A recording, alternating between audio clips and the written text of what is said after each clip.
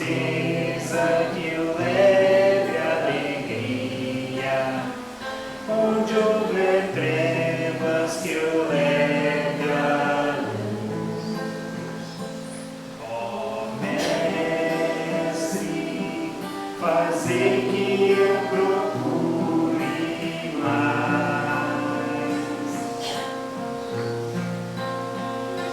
consolar que ser consolado, compreender que ser compreendido, amar que ser amado, pois é dom que se recebe, é perdoando que se é perdoado, e é morrendo que se vive para a vida eterna.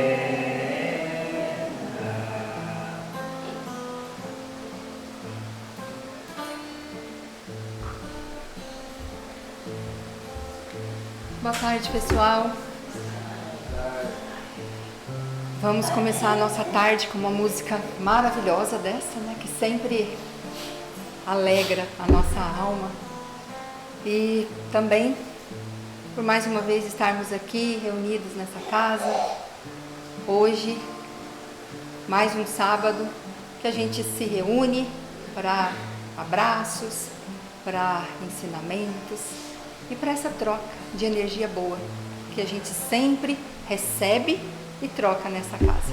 Então, que bom que Jesus nos permitiu mais uma vez nos encontrarmos aqui. E como forma de agradecimento, para começarmos a tarde, vamos então à nossa prece. Mestre querido, aqui estamos uma vez mais, trazidos pelas suas mãos amorosas, nesta casa de amor, nesta casa de luz, onde, Mestre Jesus, nesses momentos que passamos aqui, deixamos o nosso coração receptivo para receber os ensinamentos, para aprender um pouco mais, Senhor, do seu evangelho de amor, que nos convida todos os dias ao despertar do novo homem, do novo irmão, do novo Filho de Deus, nosso Pai, consciente da imortalidade do Espírito, certo que aqui estamos de passagem. E nessa passagem valorosa, de mais uma vez estarmos matriculados na grande escola terrena, que possamos, Mestre Jesus, amparados pelas suas mãos amorosas, caminharmos com passos mais firmes, rumo à luz, essa luz cálida que o Senhor nos oferece, do conhecimento de nós mesmos. Que as suas mãos amorosas, Senhor, se estendam sobre toda a humanidade.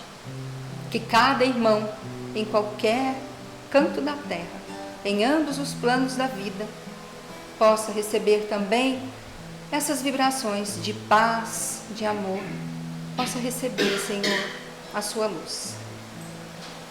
Possamos, Mestre Jesus, sair daqui abastecidos do que viemos buscar, de mais luz, de mais amor e principalmente, Senhor, na certeza que o Senhor caminha conosco nessa nossa longa trajetória terrena. Sê conosco, Mestre Jesus, todos os momentos das nossas vidas. Que assim seja, graças a Deus. E para darmos sequência, vamos chamar o nosso amigo Ari para continuar aqui, gente. Boa tarde, bom estudo para todos nós.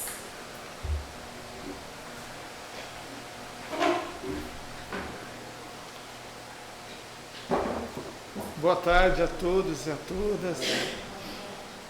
Com muita alegria que voltamos aqui a esta casa tão abençoada para recarregar as nossas baterias. Depois de mudar o visual, passar uma semana inteira sofrendo bullying. Sobreviveu, com razão. De Pablo Escobar a Ratinho, a Seu Madruga. Ninguém fala, né? Ninguém se lembra de Leon Denis, de Carl Schutel, de Eurípides Barçanufo, né? Sempre de Jair do Couto, né? Mas cá estamos nós. Só se falar demais, cantar errado, entendeu? E pegar no pé dos outros, aí pode ser. Mas cá vamos indo, né? Caindo.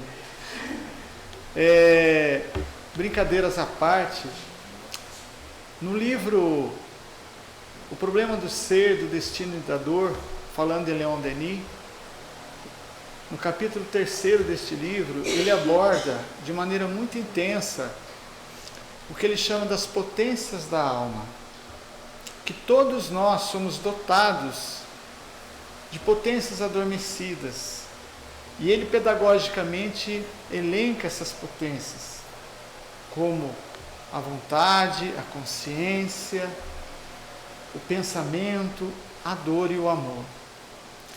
Essas 3 potências conjugadas, elas nos catapultam à evolução, mas é preciso que nós compreendamos cada uma delas. Quando Jesus disse para a gente, brilhe vossa luz, ele estava enxergando em cada um de nós essas potências adormecidas. O que nos faz lembrar, a gente costuma sempre contar uma palestra que nós tivemos a felicidade e a alegria de assistir, do Dr. André Luiz Peixinho, aqui em Taubaté, que fomos cantar inclusive. Ele contou a sua biografia porque ele trabalhou diretamente com a irmã Dulce, lá no Hospital Santo Antônio, em Salvador. E era interessante ele dizer, porque ele era espírita, envolvido naquele meio, com aquele espírito daquela estofa espiritual, que a gente não consegue sequer dimensionar. Uma mulher com o corpo franzino, portadora de uma doença pulmonar incurável, crônica, que a debilitava demais. Ela dormia 2, 3 horas por noite, porque ela se levantava do seu sofá, que ela se recusava a ter uma cama, para passear a noite visitando seus doentes. O que o doutor André Luiz dizia que os médicos tinham uma certa vergonha moral dela e, portanto, eles não dormiam mais do que da conta, levando-se em conta as suas humanidades e a humanidade da irmã Dulce. Mas ele conta que toda vez que o médico ia trabalhar nesse hospital, ela fazia uma pequena preleção com o médico, que ia servir de instrumento ali para a cura. E ela dizia para cada um deles que ali aportava: meu filho, quando alguém chegar aqui, eu peço a gentileza de você olhá-lo, não como um doente, não como um indigente, não como um canceroso, mas como se Jesus estivesse olhando para ele, com olhar de compaixão, com olhar de profundidade. Olhe cada um desses doentes com os olhos de Jesus. E aí a gente fica a se perguntar o que seria a gente tentar olhar o próximo com o olhar de Jesus, com a profundidade de Jesus, guardada as devidíssimas proporções. Porque ela enxergava, ela sendo um espírito de uma evolução tal, ela já enxergava as pessoas com esse potencial, com essas potências de alma ali, tal qual Jesus fazia com cada um de nós. Humberto de Campos conta que de todos os convertidos, personagens históricos dos evangelhos, a que mais a tocava era Maria de Magdala, uma mulher de uma beleza descomunal, no entanto, portadora de uma beleza física que atraía muito mais o desejo das pessoas, principalmente dos homens. E ela buscava um amor que fosse além daquele amor fácil que ela conquistava, dado seus predicados físicos. E um dia ela, ouvindo aquele jovem pregando ali aos pescadores, ela sentiu uma forma de amor diferente, um perfume diferente naquele amor. Então, ela cede ao clamor de Jesus e Jesus apresenta-lhe um novo tipo de amor. Jesus apresenta-lhe uma nova perspectiva. Por quê? Porque Jesus não a condenara como todos nós costumeiramente fazemos. Tanto é que ela marca uma palestra com Jesus na casa de Pedro, e nessa conversação com Jesus, Jesus traz um novo olhar, mostrando-lhe as potencialidades do Espírito. E para Humberto de Campos, até mais do que Paulo, o convertido de Damasco,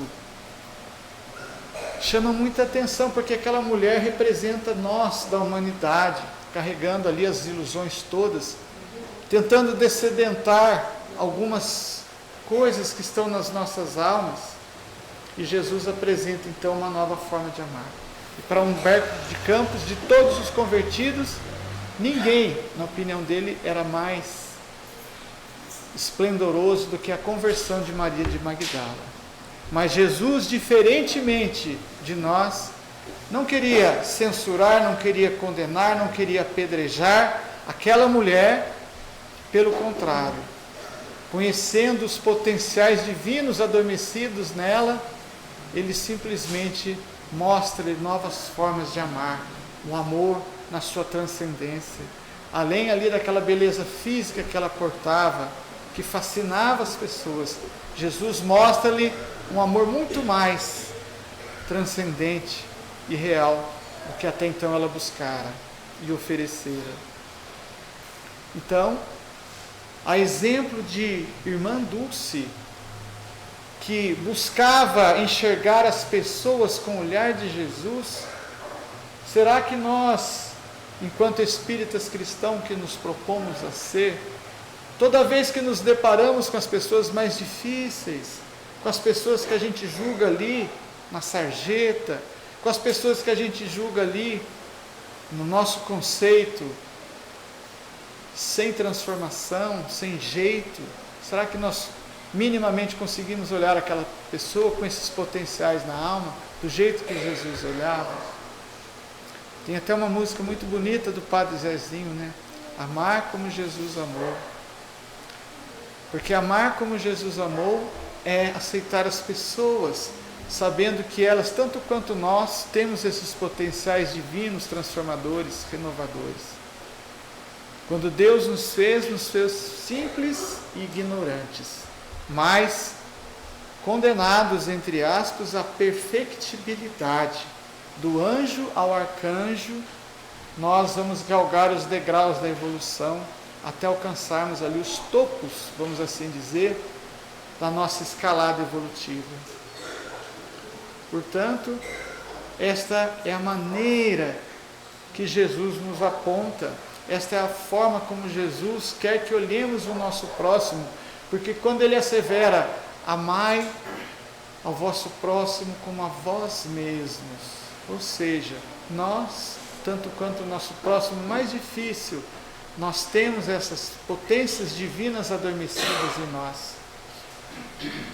Nós, aparentemente, muitas vezes nos achamos perdidos, mas somos destinados à perfeição, à perfectibilidade. Então era esta a reflexão que nós gostaríamos de trazer hoje. Este livro é fascinante. O problema do ser, do destino e da dor. Leitura que a gente não pode deixar de fazer de maneira espetacular. Leon Denis é considerado o continuador de Kardec, o filósofo espírita, o grande continuador de Allan Kardec, um homem que as suas palavras te pareciam poemas de amor quando ele tratava das questões espirituais. E esse livro é fascinante. Aliás, diga-se de passagem, foi lendo Leon Denis que o nosso benfeitor espiritual Eurípides Barçanufo, entre aspas, converteu-se ao espiritismo, lendo o livro Depois da Morte, que chegou-lhe às mãos. Foi o primeiro livro. Então, a gente sempre costuma indicar, Leon Denis é leitura que não podemos deixar de fazer. E essa obra, sobretudo, o problema do ser e do destino, em francês, depois foi traduzido para o português em O Problema do Ser, do Destino e da Dor, ele mostra essa potência divina chamada dor também, de uma outra maneira. Ele nos consegue fazer enxergar que a dor também é um socorro divino, que a dor que a gente passa que a adversidade que a gente sofre muitas vezes nada mais é do que uma mecânica da providência divina em nosso favor. Isso não é masoquismo, isso não é apologia à dor, ao sofrimento, não. Isso é enxergar de cima questões que vão lapidar a nossa evolução, a nossa condição espiritual. Quando a gente enxerga a dor sobre esse prisma, o fardo fica até mais leve, o jugo mais suave. Então era esta a reflexão que nós gostaríamos de trazer aqui hoje, nesta casa sempre querida, que é a casa de Eurípides Barçanufo. Louvado seja Deus, hoje, agora e sempre, que assim seja.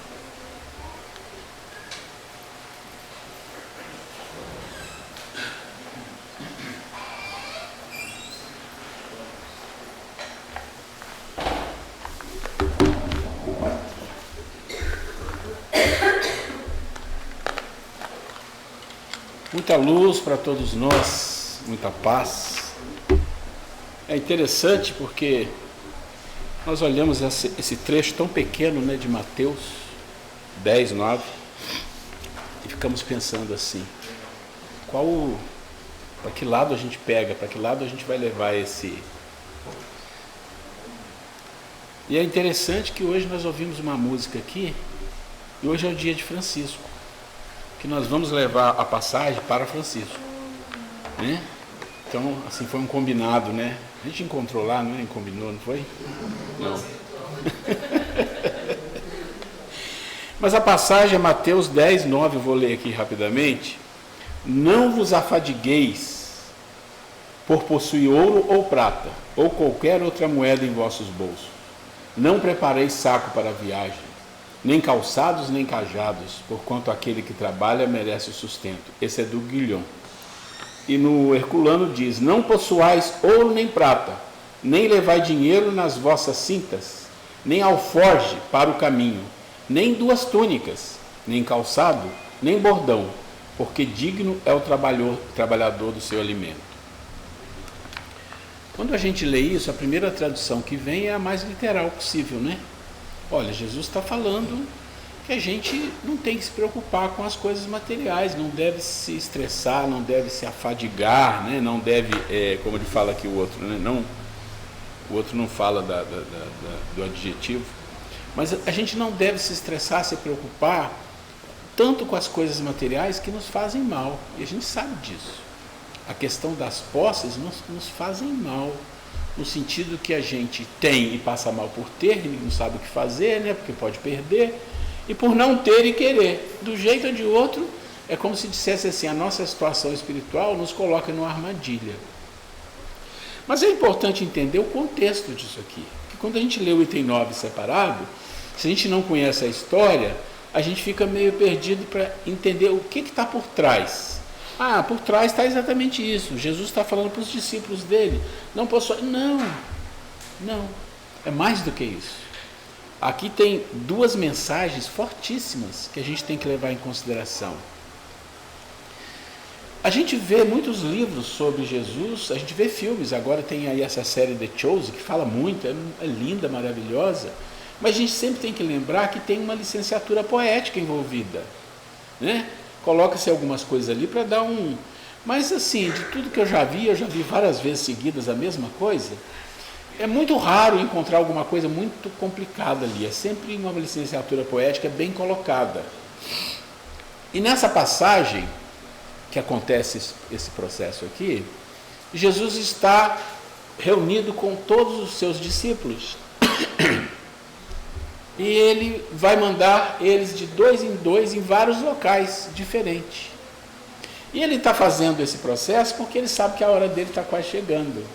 Então ele precisava alguns testes com seus apóstolos, que se tornar, né, os apóstolos, ele precisava fazer alguns testes.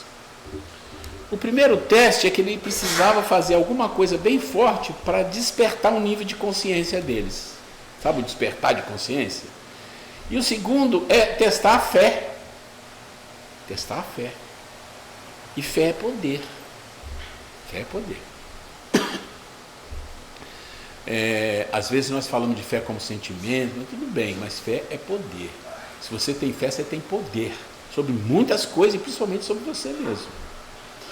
Então ele diz para eles assim: vocês vão de 2 em 2, vão a vários lugares diferentes, e eu quero que vocês vão e vocês vão pregar, vão falar as coisas que vocês ouviram de mim, e vocês vão curar os leprosos, vão dar vista aos cegos, e aquela lista de coisas, vocês vão fazer isso.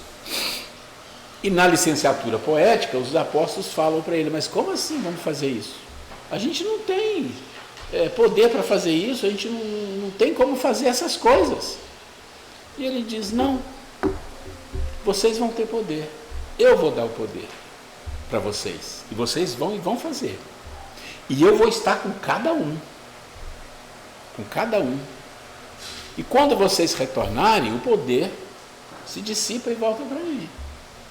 Mas vai haver um dia que eu não estarei aqui, e vocês terão o poder de vocês. Entende a passagem como que Jesus, colocando para eles: assumam uma responsabilidade, assumam a potência que estão em vocês, porque isso vocês têm, mas vocês precisam despertar isso. E vivendo com Jesus e sabendo o que ele dizia, eles já estavam em condições de fazer algo maior. Mas o que está por trás de tudo? Porque alguém ainda fala para ele assim: como é que nós vamos? Ele diz: não, vocês levem uma roupa, não levem duas, uma, né? Não levem dinheiro, não levem comida, vão com uma roupa, sem comida, sem dinheiro.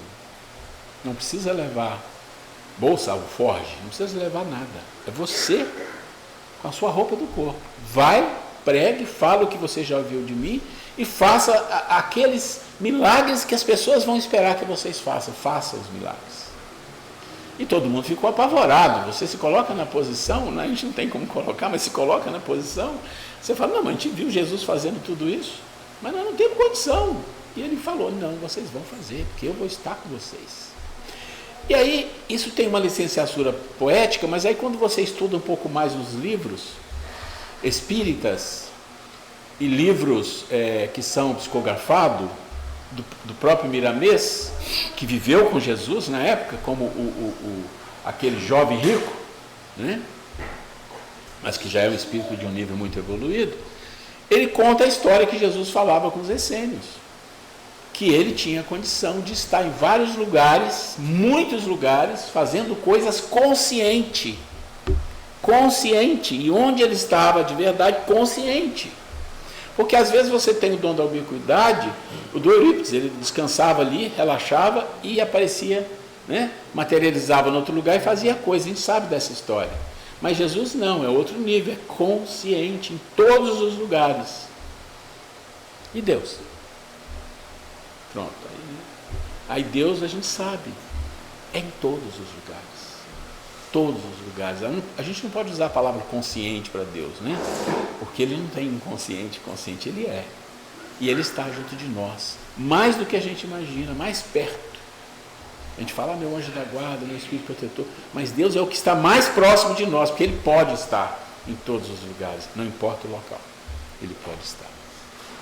Então Jesus estava testando o quê? A fé. Qual o tamanho da fé que eles têm? Porque eles estavam saindo, como diz outros, com a mão, né? Como é que a gente fala? Com a mão abanando, sem nada. Porque como vai ser? E vamos comer. E ele fala: vai na casa das pessoas e peça para ficar, e eles vão te dar guarita, eles vão te dar o que comer, agradeça e é só. Se algum lugar não te receber, saia, né? Ali depois os outros itens vão começar a comentar sobre isso.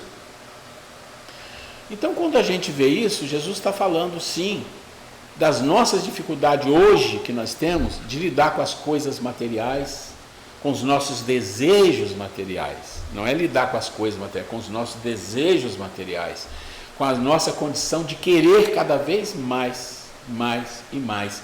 É interessante que esse processo de querer cada vez mais é um processo de evolução, de sobrevivência, mas que chega uma hora que aquilo começa a ser danoso. Começa a ser danoso. Você não quer mais esse óculos preto, você quer um mais bonito. Você não quer um celular quebradinho, velhinho, você quer o melhor possível. Começa a ser danoso para as pessoas. E esse é um cuidado que está aqui dentro também. Mas nós escolhemos como exemplo, né, como exemplo desse processo de não afadigueis, vá sem nada e faça, nós escolhemos João, o evangelista, encarnado como Francisco de Assis. Né? Francisco. E eu escolhi de uma passagem que também tem uma licenciatura poética, mas quando você lê o livro de Francisco, né, o livro da vida dele, psicografado, você vai ver que a licença... É interessante que esse pessoal que fez esse filme, parece que eles são da linha evangélica, alguma coisa assim. Mas eles têm umas posições que você tem nos livros psicografados espíritas. Então deve ser uma consulta que eles fizeram aí em algum lugar, porque... Então nós escolhemos aqui Francisco de Assis. E dentro da passagem de Francisco de Assis, nós escolhemos 6. Tem mais, nós escolhemos 6. 6 momentos de pura fé, de entrega. Porque o Paulo, ele fala isso. Ele fala isso. Quando é que o ser, quando é que o Espírito se entrega totalmente a Deus? Quando ele se sente totalmente amado. E ele fala, e sentir-se totalmente amado é algo absurdamente grandioso. Nada mais te afeta, é como se você tivesse uma proteção total. O corpo não importa. Né? E o Francisco começa a sua jornada, e eu parti de um ponto, não vou pegar todos os pontos por causa do tempo, mas a sua jornada, onde ele dá a sua maior profissão de fé em Deus e obediência aos homens, é o momento em que existe um filme em que ele está sendo julgado em praça pública. E o seu acusador é o próprio pai, que era rico. A história dele a gente conhece. Francisco, quando nasceu numa família rica. O pai era comerciante naquela época, e até um bom tempo atrás, comerciantes eram pessoas que ganhavam muito dinheiro, porque era um processo difícil. Era um dos mais ricos da região. Bernardone, né?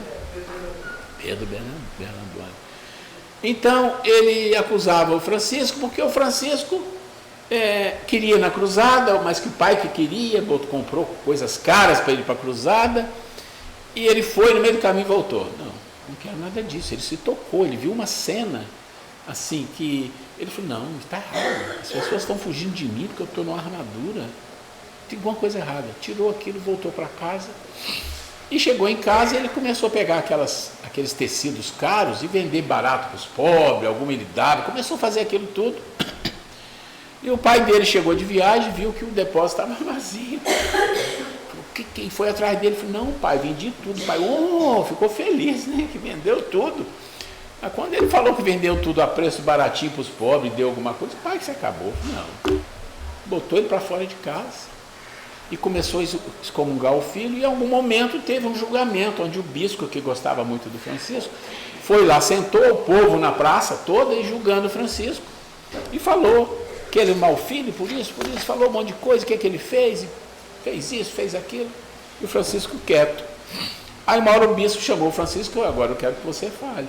Ele falou, vou falar, eu sou um homem mau, eu não fui obediente a meu pai, eu dilapidei o dinheiro dele, eu fiz coisas erradas, eu não podia ter feito o que eu fiz, e eu peço perdão, porque meu pai sempre foi um homem muito bom, sempre tentou fazer o melhor para mim, sempre me ajudou, e eu fui mal com meu pai. Então assim, aquele processo de humildade, reconhecimento de um lado, e disse assim, hoje eu entrego a minha vida ao meu outro pai, que era Deus. Aí ele tira a roupa, estava frio, tinha neve, olha só, ele tira toda a roupa, fica nu, entrega a roupa ao pai e sai. Imagina que um ser humano naquele frio faz uma coisa dessa, se não tivesse uma força muito grande interior, uma fé muito grande. E aí o bispo cobre ele com uma capa. Então essa foi a primeira situação em que Francisco deu uma demonstração de força, de poder. Depois tem a segunda. Aí o que ele faz? Ele sai pedindo esmola. É o que ele podia fazer. Então ele pedia esmola e pedia para as pessoas esmola. Pedia esmola, se humilhou o máximo que podia ali. E um dia ele encontrou uma capela, uma igreja totalmente destruída. Mas nessa igreja, quando ele chegou, tinha uma imagem do Cristo toda suja, de barro, de sujeira.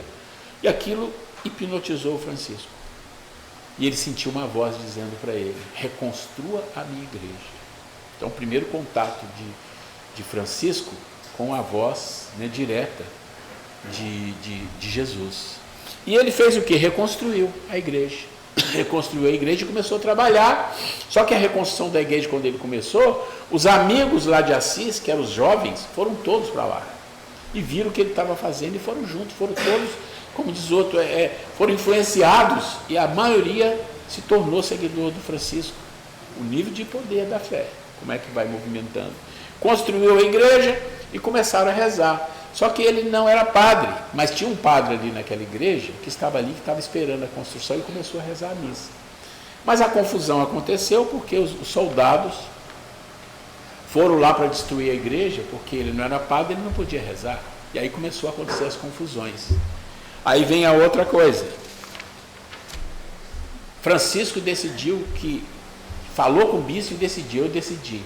Eu vou falar com a mais alta autoridade da igreja. Eu vou falar com o Papa. Aí o bispo pensou: está doido. Enlouqueceu. Porque o bispo sabia o que era o Papa, o que era aquela situação lá do Vaticano, aquela coisa toda, que a gente sabe a riqueza, e ninguém entra, vai chegando, vai entrando. E o Francisco não usava nem chinelo. Pé de chão e roupa suja. Pé de chão e roupa suja. E falou com o grupo dele: eu vou lá. Falei, não, eu vou. Porque se o Papa falar que o que eu estou fazendo é errado, eu paro de fazer. Não tenho o que fazer. Mas eu tenho que falar com ele o que eu estou fazendo. Indo para os leprosos, cuidando dos leprosos, cuidando do doente, fazendo isso, eu vou falar para ele. Muito bem.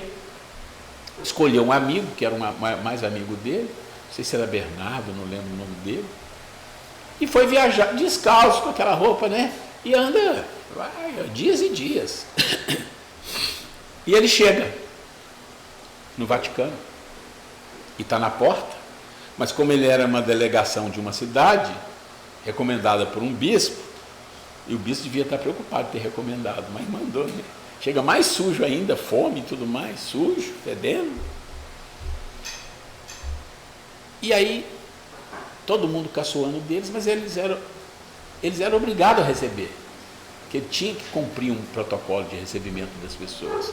E ele foi com uns 4, 5 amigos, se postaram diante do Papa e explicaram para o Papa: é isso.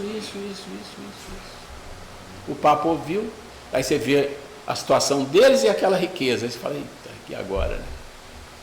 E aí o Papa fala muito pouco, mas as autoridades presentes põem Francisco para fora com tudo, fazendo confusão de tudo aqui.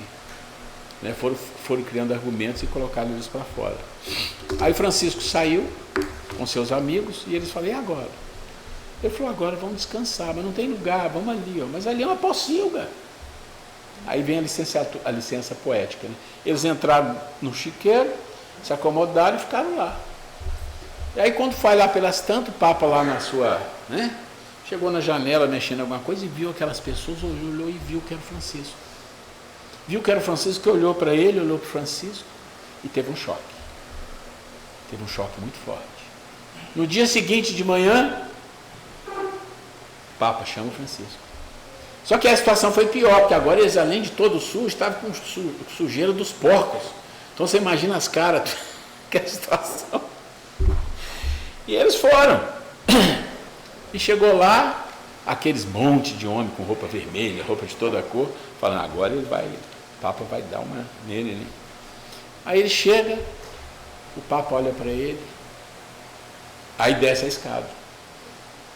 Aí chega perto do Francisco e fala para ele: eu já tive o seu sonho. Aí começa a falar várias coisas para ele. E falou para ele: Francisco. Aí Francisco foi abaixar para beijar o Papa, segurou, o Papa abaixou e beijou os pés do Francisco. E disse: você vai e faça isso que você está fazendo.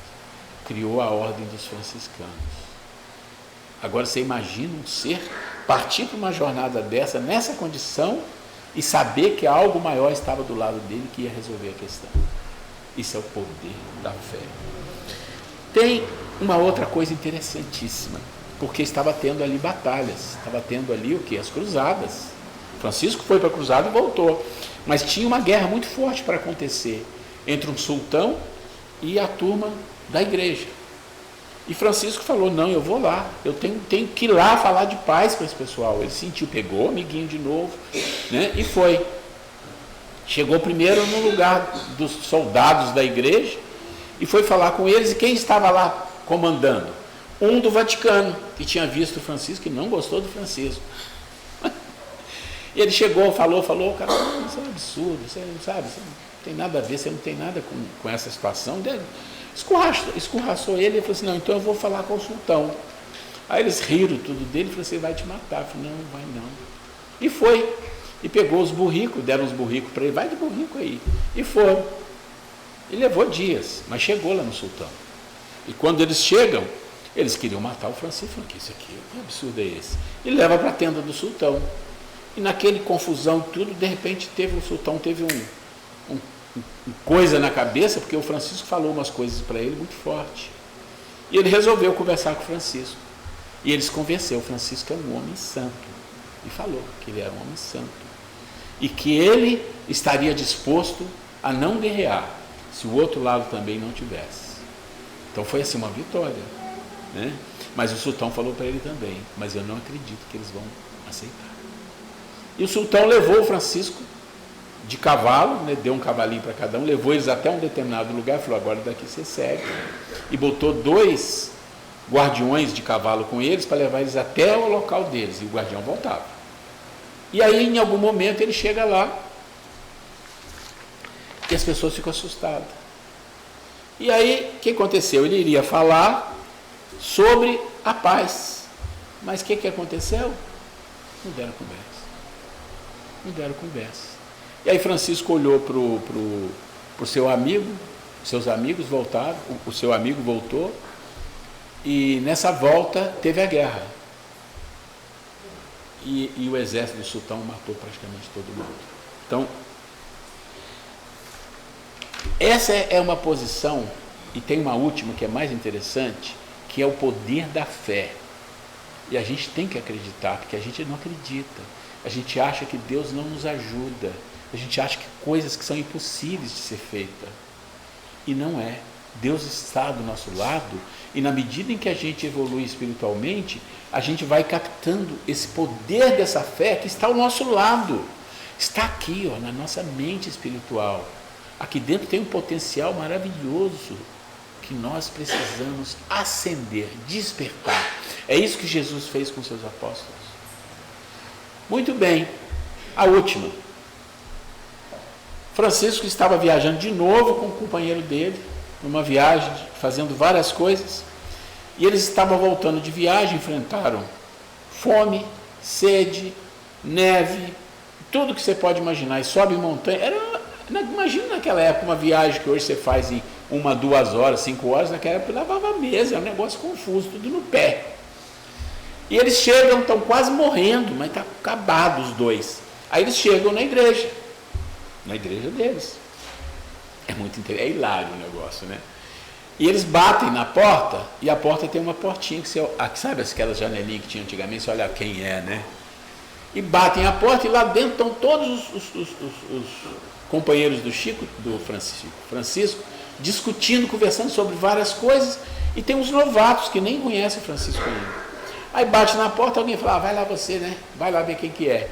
Aí a pessoa chega, aí o outro fala, estou vindo paz, vão abrir a porta pra gente. Ele abre a portinha, olha aqueles 2 mendigos, bate a porta, fecha, é mendigo. E volta. Aí o amigo do Francisco fala, pronto, morremos. Agora a gente vai morrer, não tem mais jeito. Ele olha para o Francisco, e o Francisco está dançando e rindo. Ele olha, nós vamos morrer, e você está dançando e rindo, por que você está fazendo isso? Aí ele fala assim, é a primeira vez na minha vida, a primeira que eu estou 100% na mão de Deus, então eu estou feliz.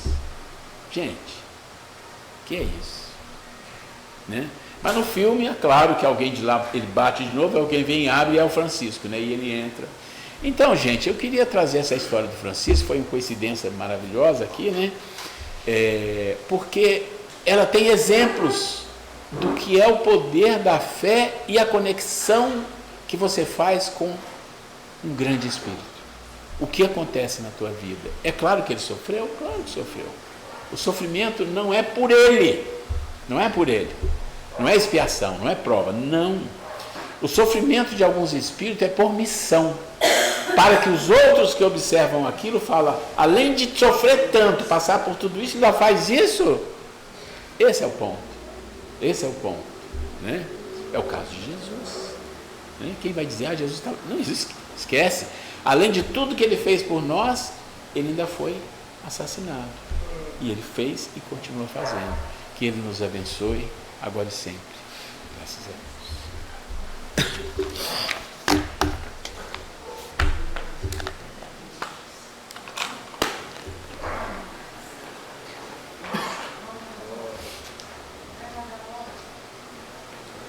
Gente, boa tarde.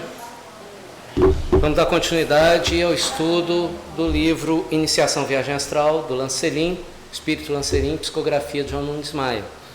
Hoje nós vamos falar do capítulo O Primeiro Céu. Só que antes de falar desse capítulo, eu vou falar algumas coisas rápidas. A primeira, Lancelin é um autor que eu admiro muito. Quando vivo, era um autor muito respeitado nos meios esotéricos, uma pessoa de muito conhecimento.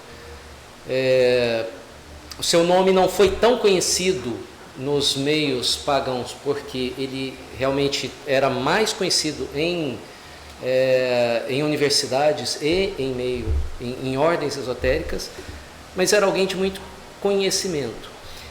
E às vezes a gente olha esse livro, Iniciação Viagem Astral, que ele escreveu já no plano espiritual, 70 anos depois do seu falecimento, e observa algumas pessoas, né, desavisadas, acham até que o livro se repete muito, ele repete muitas coisas. Mas uma coisa que eu preciso falar, Lancelin tem uma excelente técnica de escrita. E quando ele repete muito as coisas no livro dele, é como se ele estivesse fazendo uma PNL daquele tempo. Ele repete uma ideia para que aquilo fique realmente fixado na cabeça do leitor. E os capítulos são todos assim. Tem uma ideia central que ele repete muitas vezes. Quem olha desavisado acha, poxa, mas ele está falando a mesma coisa. Ele está falando com propósito, que aquilo se fixe.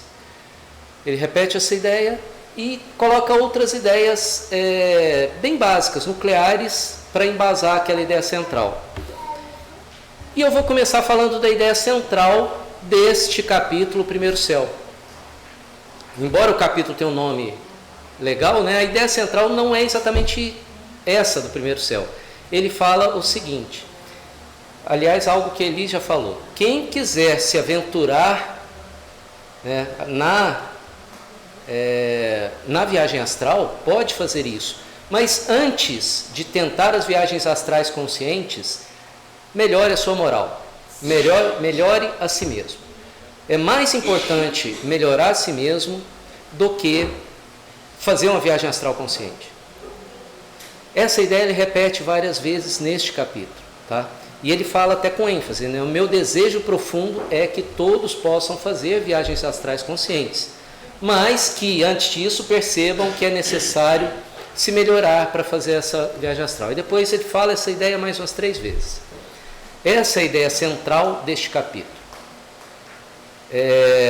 E junto com essa ideia há algumas outras ideias nucleares, né, ideias mais simples que ele vai colocando para embasar essa ideia central. E eu vou falar de algumas delas. Uma primeira ideia, que aliás está no fim do capítulo, é a seguinte: a melhoria, quando a gente fala em melhorar a nós mesmos, melhorar o nosso espírito, melhorar a nossa moral, até com várias finalidades, mas também para fazer viagens astrais conscientes, a gente tem que falar numa melhora em geral. Melhorar tudo em nós, até os pequenos gestos. Não basta só fazer grandes ações de caridade, é preciso melhorar também os pequenos gestos, sabe? Melhorar a forma como a gente fala com as pessoas na rua, melhorar a forma como a gente atende uma criança que vem até nós, melhorar a forma como a gente se alimenta. E aí ele fala uma coisa interessante, fala sobre o prana. Prana, a energia que envolve todas as coisas e que nos alimenta, né? Toda energia é o prana transformado. Toda energia que nós recebemos, na verdade, é o prana transformado. Quando nós nos alimentamos, nós absorvemos essa energia do alimento. E até para que essa absorção, que a gente consiga se alimentar, absorver bem essa energia do alimento, e ele possa chegar aos órgãos e revitalizar tanto o órgão físico quanto o duplo espiritual, é necessário que até no ato de se alimentar a gente pense na nossa evolução, se alimente com calma, sem pressa, sem nervosismo, né? Tem aquelas pessoas que sentam à mesa e já estão pensando em problema e comem enquanto estão pensando em problema. E ele fala que isso é extremamente nocivo porque o corpo acaba não absorvendo as energias, principalmente aquelas que nós precisamos para trabalhos como a projeção astral consciente. Então, essa ideia nuclear acompanha a ideia central. Quem quiser ser bom em qualquer coisa, tem que ser bom nas pequenas coisas. Jordan Peterson, um filósofo da atualidade, fala: quer mudar o mundo? Arruma seu quarto. Quem quer ser bom nas grandes coisas, seja bom nas pequenas coisas também. Uma outra ideia central interessante é a seguinte, uma outra ideia satélite, né? A central é aquela que eu falei. Outra ideia nuclear que ele coloca ali é que a Terra é o estágio da humanidade, como se fosse uma universidade, uma escola, um hospital-escola, sei lá, da humanidade. A humanidade criada por Deus para a felicidade plena. Humanidade somos nós, não nós corpo humano, mas nós espíritos. A humanidade criada por Deus tem a Terra, o planeta Terra, como uma escola, talvez até temporária, porque ela é só um estágio da humanidade. E esse estágio foi criado por Deus para a humanidade e entregue ao Cristo cósmico. Ele usa justamente essa expressão, que é uma expressão comum entre esotéricos também, o Cristo cósmico. Quando ele fala isso, ele está se referindo a essa entidade que nós não conseguimos compreender, que está acima da nossa compreensão, que reencarnou com o nome de Jesus Cristo entre nós e que teve que levar dezenas de anos para conseguir restringir a força espiritual dele para conseguir estar num corpo físico. Então, esta terra foi entregue ao Cristo cósmico para que ele, com a ajuda dos seus ministros, que vibram na mesma frequência que ele, pudesse concretizar aqui os planos de Deus, que são sempre perfeitos e não tem erro algum. Bem interessante. E quando a gente pensa nessa ideia de escola, a gente já pensa nos graus, né, nas séries. Vamos falar de uma universidade. Uma universidade vai ter o reitor, ou uma escola vai ter o diretor, que é o que manda em tudo. É o presidente, né, da escola. E a escola pode ter os secretários, ou a universidade pode ter os pró-reitores, que são aqueles que representam o reitor em cada campo. Pró-reitor de engenharia, ou a secretária de história, alguma coisa assim.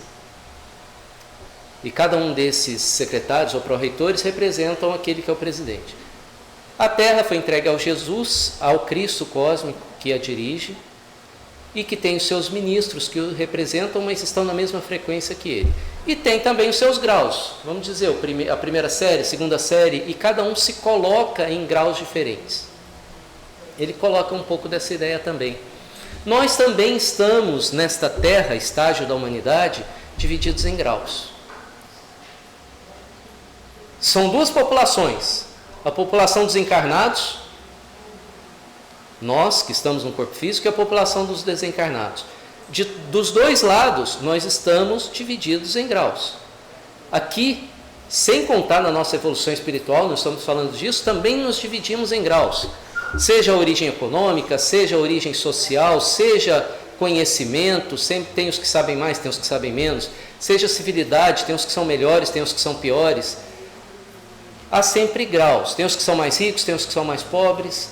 Há populações de silvícolas que nem aceitam ainda a civilização. A gente não pode nem chegar perto deles, eles vivem ainda como índios da era primitiva. E há cidades inteligentes, controladas por inteligência artificial, que a pessoa vai atravessar na rua, a inteligência artificial já avisa o GPS do carro que vai ter uma pessoa atravessando a rua. Há diversos graus para nós, os encarnados. E para os desencarnados, também há muitos graus. Graus de evolução, como temos na escola, primeira série, segunda série, terceira série, por aí vai. Também no plano espiritual há muitos graus. E esta divisão em graus tem a ver com a nossa evolução espiritual, com a nossa vibração, porque é a vibração que vai nos levar até o grau a que nós pertencemos. E essa vibração é diferente para cada um dos graus. Na literatura espírita, nós contamos, óbvio que usar as palavras é muito difícil. As pessoas podem usar palavras diversas para a mesma coisa, a mesma palavra para coisas diversas, então nem sempre as ideias vão corresponder exatamente umas às outras. Mas na literatura espírita, em geral, tá, em consenso de alguns doutrinadores, temos 7 níveis espirituais. Talvez você já tenham ouvido falar de 7 céus, mas temos 7 níveis espirituais. Alguns deles até precisam de um corpo diferente. Nós vamos lembrar, muitos de vocês já leram Nosso Lar. Nosso Lar tem uma passagem que o André Luiz tem que adormecer, ele está no plano espiritual, no seu perispírito, ele tem que adormecer para sair do perispírito, levando somente o seu corpo mental para encontrar com a mãe dele que está no nível superior. É um grau diferente. Tá? Então tem graus que até o corpo energético que o espírito usa tem que ser deixado para trás. Bezerra de Menezes, quando chega num ponto que fala para ele, olha, agora você pode deixar esse perispírito, seguir para os mundos superiores. Ele fala, não quero, vou continuar aqui ajudando. Então há muitos graus espirituais. Vamos ver quais são esses 7, pode ser mais, pode ser menos, mas esse é um consenso que existe. Quais são esses 7 graus que a doutrina espírita fala? O primeiro, alguns chamam de abismo. Este grau é para os espíritos mais violentos, mais criminosos, aqueles que o bem está quase que totalmente apagado neles. Esse grau espiritual, essa dimensão espiritual é aquela que André Luiz descreve no livro Ação e Reação. Ele está naquela esfera dos espíritos mais comprometidos em termos de moral, reais criminosos, em termos espirituais, e muitos usam a palavra abismo para se referir a esta esfera. Um pouquinho mais acima, tem uma esfera também que atrai os espíritos maus, que ainda não se tornaram espíritos, não têm o bem ainda desenvolvido, mas já estão se livrando daqueles crimes espirituais todos que cometeram. Essa esfera é chamada, por exemplo, para alguns espíritas, de esfera subcrostal. Essa referência está no livro Obreiros da Vida Eterna, salvo engano, no capítulo 42 do André Luiz. Para espíritos que já não são aqueles criminosos que estão lá no abismo, mas também ainda não têm o bem desenvolvido entre eles. Uma terceira esfera é a crosta terrestre, para nós que estamos aqui encarnados e os espíritos que estão ainda muito ligados à matéria. Tá? Vamos para a quarta esfera, é o umbral propriamente dito.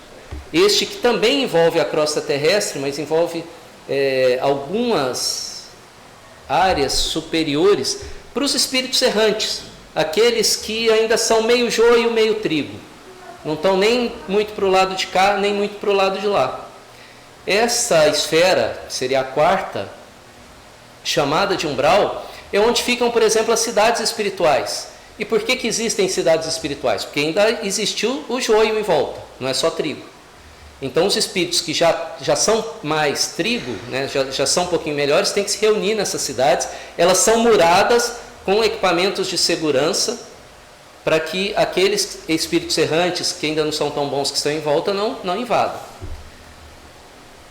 Além disso, nós temos agora as esferas mais puras. Aí vamos para a quinta, que é a esfera da arte, ciência e cultura, para os espíritos que já se desligaram, já não estão mais com o perispírito, mas sim com o corpo mental, já se desligaram, né, do perispírito e já estão mais depurados. Seguimos adiante para a sexta esfera, chamada de esfera do amor fraternal. Esfera do amor fraternal, também referida por André Luiz em Obreiros da Vida Eterna, capítulo 3, salvo engano. Para os espíritos que já desenvolveram o amor pelo próximo, quase que na frequência de Jesus. E chegamos na última esfera, a esfera crística, a esfera dos dirigentes da Terra, daqueles espíritos que estão no mesmo nível do Cristo cósmico, que estão governando a Terra. Pois bem, 7 céus, 7 esferas espirituais. Só para lembrar, essa última já está no capítulo 32 do livro Nosso Lar. São 7 esferas. E qual é a nossa?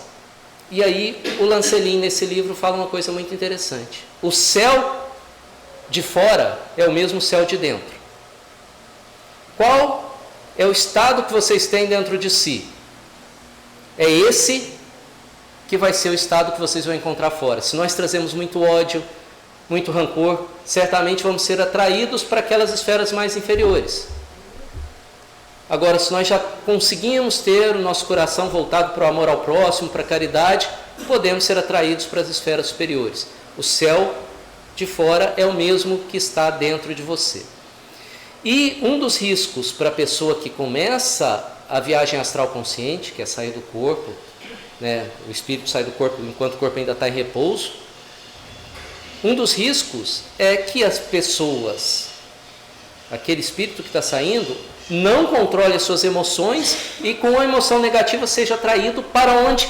Para o primeiro céu. Isso seria extremamente danoso para esse espírito. O primeiro céu é o abismo, aquele das almas mais criminosas. Às vezes aquele espírito está tentando ser bom, mas ainda não se livrou daqueles sentimentos negativos. Saiu do corpo, começou a sentir esses sentimentos negativos, ele vai ser atraído para o que o Lancelin chama de primeiro céu, e certamente sua energia vai ser sugada por vampiros espirituais. Ele vai acordar, é aquela hora que a gente acorda com o corpo todo doendo, sem força para nada e tudo mais, porque a gente levou uma surra do outro lado, né? Porque a gente saiu do corpo e foi para esse tal de primeiro céu. E ele coloca isso como um dos riscos de quem tenta fazer projeção astral sem cuidar da própria evolução. Por isso o nome do capítulo. Tá? E aí eu deixo a frase interessante dele. Aquilo que és é o que vais encontrar no plano espiritual. Então aquilo que nós somos por dentro é o que nós vamos encontrar do outro lado. É isso, gente. Encerramos aqui.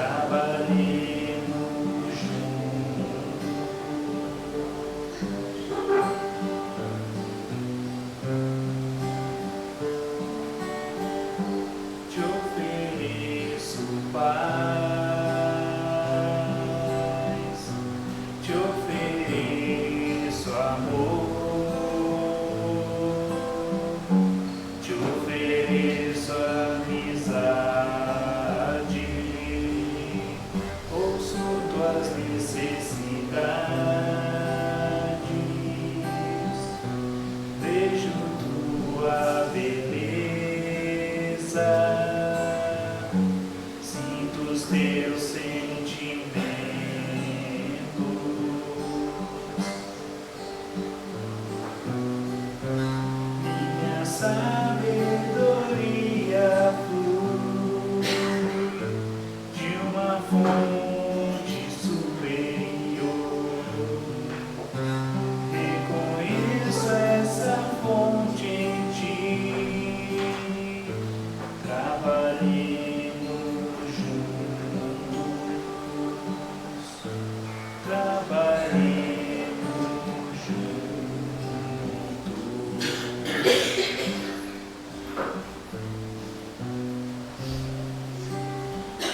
Então, pessoal, nós estamos encerrando a nossa tarde de estudo, nossa tarde do Evangelho. Agradecemos a presença de todos e vamos encerrar com a nossa prece. Convido todos vocês a fecharem os seus olhos, acalmarem os seus corações e buscar a Jesus nesse momento como forma de agradecimento, Senhor, por mais um dia, por mais essa tarde. Agradecendo por tudo que ouvimos, por esses ensinamentos, por essas mensagens, por esses alertas, Mestre Senhor, que devemos sempre ouvir, de buscarmos abrir o nosso coração a Ti, de buscarmos, Mestre Senhor, construir em nós a nossa casa divina, a nossa casa de luz, fortalecendo o nosso espírito, Senhor Jesus, com as boas ações, para que, Mestre Jesus, sejamos portadores, bondoso Senhor, e divulgadores da Tua mensagem. Querido Mestre Jesus, como sempre fazemos, pedimos, Senhor Jesus, que o Senhor não esqueça nenhum de nós. Sabemos que Tu é o divino pastor, Mestre. E se por algum momento da nossa existência, nessa estrada tão tortuosa, que nós mesmos escolhemos, ajuda-nos, Senhor Jesus, a voltarmos a ela e que essa estrada seja a estrada de luz, Mestre. Que o Senhor permaneça conosco em todos os momentos de nossas vidas e, aproveitando, Senhor, abençoa as nossas mães, abençoa as nossas irmãs, abençoa todas aquelas mulheres, Senhor Jesus, que trabalham em seus lares, sustentam as suas famílias, todas aquelas mulheres, Senhor Jesus, que vêm à missão de educar. Que o Senhor possa estar sempre, Senhor Jesus, iluminando a todos. Que a sua paz permaneça conosco de sempre. Que assim seja, graças a Deus. Vamos chamar o nosso irmão Are para ler algumas mensagens.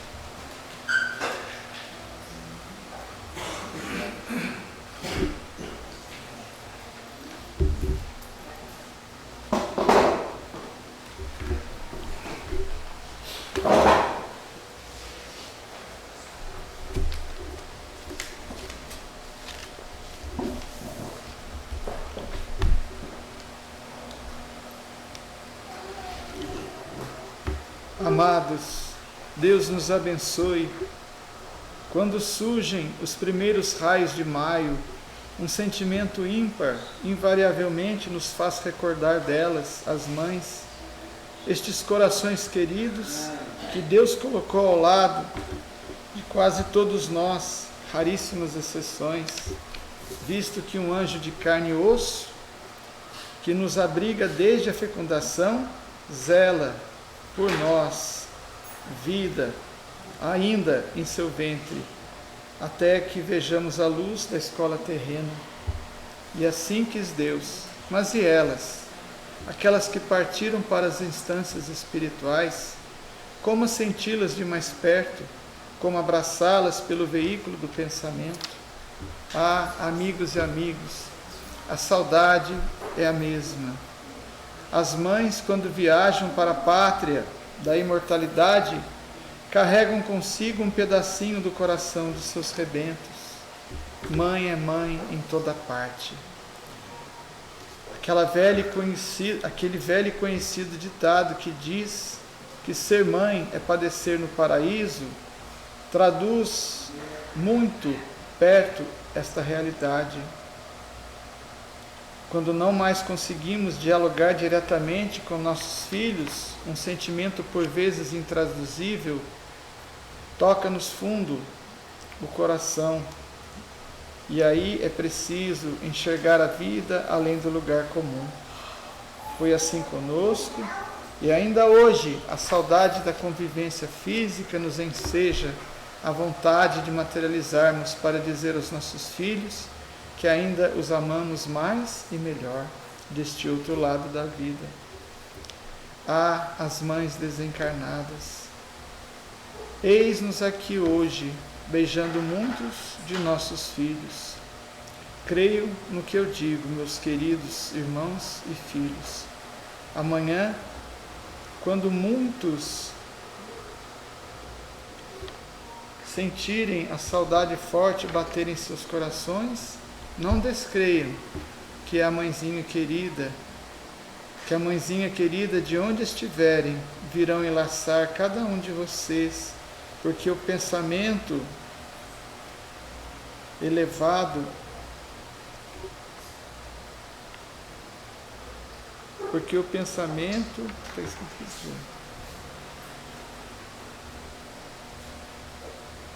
do amor vence barreiras intransponíveis. Quero assim registrar Unido ao amor. Unido ao amor. porque o pensamento unido ao amor vence barreiras intransponíveis. Quero assim registrar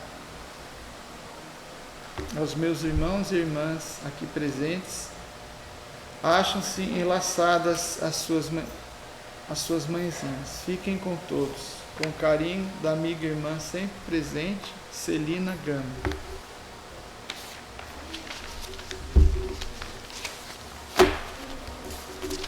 Avorrar, meu irmão. Desculpa chegar assim, sem jeito, e ainda sem aquela moral que você já alcançou. Aliás, ainda sou um indigente neste campo, porém, há amigos que a gente não consegue esquecer e muito menos soltar as mãos. Cheguei até aqui com a ajuda de muitos corações bondosos que me autorizaram a sair da colônia de recuperação, onde vou pouco a pouco me desalgemando do velho vício do álcool, esta armadilha que tantas quedas me trouxe. Além, é claro, da companhia da mãezinha Natália e do seu João, que muito me socorrem deste outro lado da vida. Meu irmão, venho aqui despreparado, roto e ainda pouco reabilitado para deixar o meu abraço por este recurso que um dia ouvi falar, mas nunca imaginei usar. Outros bacanas da alma me ajudam também neste momento, e dentre eles o seu amigo Denizar, que é hábil nesta arte, e a dona Celina, que ajudam a segurar a caneta do amigo. A Cecília, que você bem conhece, pede-nos para dizer que a sua tia chegou bem por aqui e ao lado da mãe Sebastiana encontra-se muito bem amparada. Mande abraços lá em casa e especialmente à mamãe Doca, que cuida tão bem de todos. Era isso, meu irmão. O velho Juju manda-te beijos também, ao lado de uma leva do Chafa, que como eu voltaram para cá antes do combinado por conta da velha e desditosa cachaça. Feliz aniversário, irmãozinho. Reze por nós. Eu ainda sou um prisioneiro do velho vício. O nosso violão por aqui ganha outros ares, e é por ele que tenho me modificado um pouquinho a cada dia. Beijos, meu irmão. Sou o seu irmão Devair.